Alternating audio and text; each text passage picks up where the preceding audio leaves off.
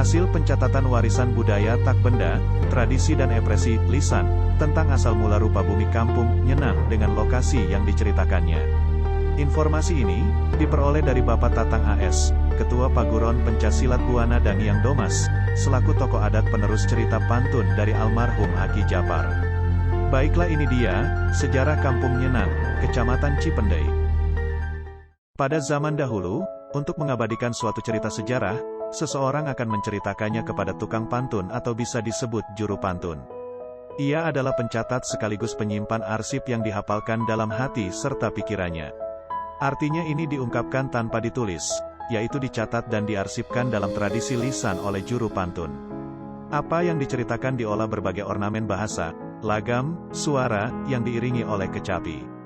Contohnya seperti ini.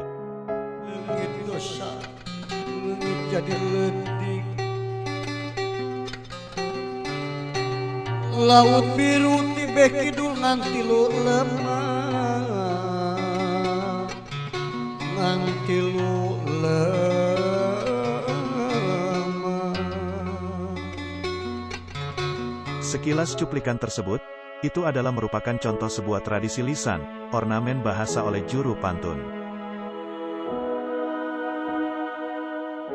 Dan ini adalah sebuah teks ornamen bahasa, yang ditulis di web resmi bandungbarat.co.id, bidang kebudayaan Disbud Par Kabupaten Bandung Barat, melakukan pencatatan warisan budaya tak benda, pada hari Kamis tanggal 10 September tahun 2015.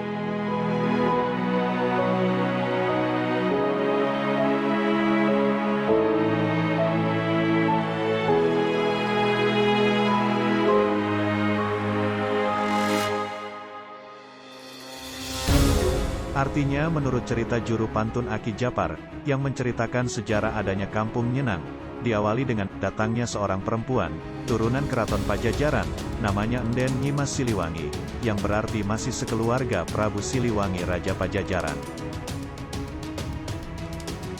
Konon katanya ia seorang istri yang sangat cantik. Ia berangkat sendiri dengan berjalan kaki mencari suatu daerah untuk menyenangkan pikiran yang sedang kalut, akibat tekanan batin selisih paham di kota Pajajaran. Setelah berkelana dan akhirnya ia menemukan tempat yang asri dan indah itu. Disinilah muncul rasa tenang batin dan pikiran, tanda Tuhan Yang Maha Esa telah memberikan petunjuk, maka dilakukannya ucapan syukur, sehingga dimulainya ia membuat saum yang disebut pesanggrahan. Dimulai hadirnya waktu asyar, sengaja ia memandang tempat di Batu Lawang menunggu datangnya maghrib.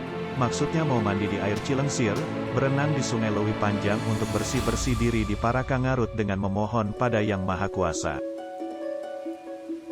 Dan akhirnya ilham didapat oleh Nyimas Kubang Karancang, sehingga ia berujar bahwa tempat ini namanya Nyenang, senang, dengan harapan jauh dari mara bahaya, masa paceklik dan kemiskinan.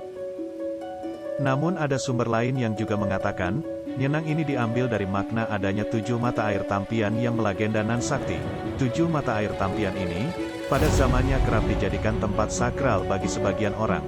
Tiap pancuran air tersebut mengeluarkan air yang sangat bening sekali, dalam terjemahan bahasa Sunda yang berarti herang, sehingga mata air 7 tampian ini dijadikan acuan disebutnya kata Nyenang ini.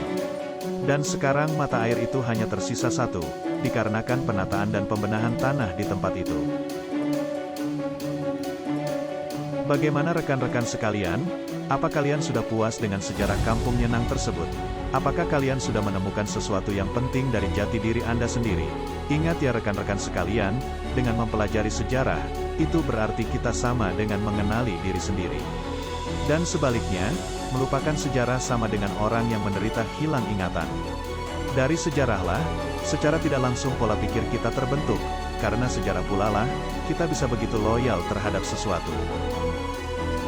Apa yang kita lakukan dalam hidup, akan bergema di dalam keabadian. Salam dari saya. Salam Nunggal.